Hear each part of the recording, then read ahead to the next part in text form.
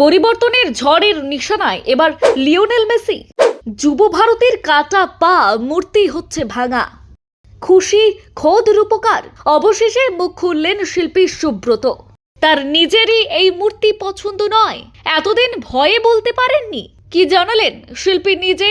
যুব ভারতী ক্রীড়াঙ্গনের সামনে তৈরি হওয়া বিতর্কিত মূর্তিটিকে ঘিরে বহুদিন ধরেই আলোচনার ঝড় চলছিল।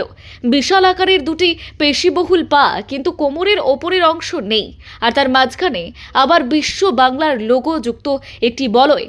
আর এই অদ্ভুত গঠনের মূর্তি প্রথম থেকেই অনেকের চোখে খাপছাড়া এবং অর্থহীন বলেই মনে হয়েছিল।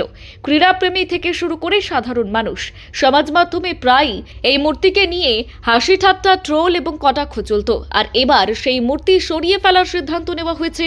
আর সেই সিদ্ধান্ত সামনে আসতেই স্বস্তির নিঃশ্বাস ফেলেছেন মূর্তির নির্মাতা শিল্পী সুব্রত বন্দ্যোপাধ্যায়ও। তিনি জানিয়েছেন, শুরু থেকেই এই নকশা নিয়ে তার নিজেরও আপত্তি ছিল, কিন্তু তৎকালীন ক্রীড়ামন্ত্রী অরূপ বিশ্বাসের নির্দেশেই তাকে এই কাজ করতে হয়েছিল। শিল্পীর কথায়, মূর্তিটির উচ্চতা প্রায় 120 ফুট করার পরিকল্পনা ছিল। সেই অনুযায়ী বিশাল আকারের নকশাও তৈরি করতে হয়। তবে যখন প্রথমে তাকে এই ডিজাইনের ধারণা দেওয়া হয়, তখন তার মনে হয়েছিল এটি দেখতে ভালো লাগবে না। এমনকি তিনি কর্তৃপক্ষকে নিজের সেই আশঙ্কার কথাও জানিয়েছিলেন। কিন্তু সরকারি নির্দেশে কাজ হওয়ায় শেষ পর্যন্ত তাকে সেই নকশা মেনেই মূর্তি তৈরি করতে হয়। সুব্রত বন্দ্যোপাধ্যায় আরও জানিয়েছেন, একজন শিল্পী হিসেবে তিনি কাজটি করেছিলেন ঠিকই, কিন্তু এই মূর্তির অর্থ বা বার্তা নিয়ে তার নিজের মনেও প্রশ্ন ছিল। সাধারণত কোনো শিল্পকর্মের মধ্যে একটি নির্দিষ্ট ভাবনা বা প্রতীকী অর্থ থাকে, কিন্তু এই মূর্তির গঠন সাধারণ মানুষের কাছে কতটা গ্রহণযোগ্য হবে তা নিয়ে তিনি শুরু থেকেই নিশ্চিত ছিলেন না। মূর্তিটি তৈরি হওয়ার পর থেকেই সমাজ মাধ্যমে ব্যাপক সমালোচনা শুরু হয়। কেউ এটিকে বিদঘুটে বলেছেন, কেউ আবার অর্থহীন স্থাপত্য বলে কটাক্ষ করেছেন। অনেকের মতে, দেশের অন্যতম বড় ক্রীড়াঙ্গনের সামনে এমন একটি মূর্তি স্টেডিয়ামের সৌন্দর্য নষ্ট করছিল। বিশেষ করে ফুটবল প্রেমী এবং ক্রীড়া প্রেমীদের একাংশের দাবি ছিল, যুব ভারতীর মতো ঐতিহ্যবাহী স্টেডিয়ামের সামনে আরও অর্থবহ এবং নান্দনিক কোনো শিল্পকর্ম থাকা উচিত ছিল।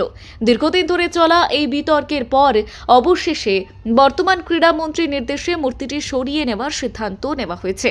ফলে যুব ভারতী স্টেডিয়ামের প্রবেশদ্বারের পরিবেশ আবার আগের মতো সুন্দর এবং স্বাভাবিক হবে বলেই মনে করছেন অনেকে। অন্যদিকে এই সিদ্ধান্তে কিছুটা মানসিক স্বস্তিও পেয়েছেন শিল্পী সুব্রত বন্দ্যোপাধ্যায়, কারণ মূর্তিটি নিয়ে গত সমালোচনা যত হয়েছে তার বড় অংশই গিয়ে পড়েছিল তার উপর। যদিও তিনি বারবার জানিয়েছিলেন এটি তার ব্যক্তিগত ভাবনা থেকে তৈরি কোনো শিল্পকর্ম ছিল না, বরং নির্দেশ মেনেই তাকে কাজটি করতে হয়েছিল। আর সব মিলিয়ে বহু বিতর্ক, সমালোচনা এবং উপহাসের কেন্দ্রবিন্দু হয়ে থাকা যুব ভারতীর সেই অদ্ভুত মূর্তি অবশেষে সরতে চলেছে, আর তার সঙ্গে শেষ হতে চলেছে দীর্ঘদিনের এক বিতর্ক। ব্যুরো রিপোর্ট, গোলসি বার্তা।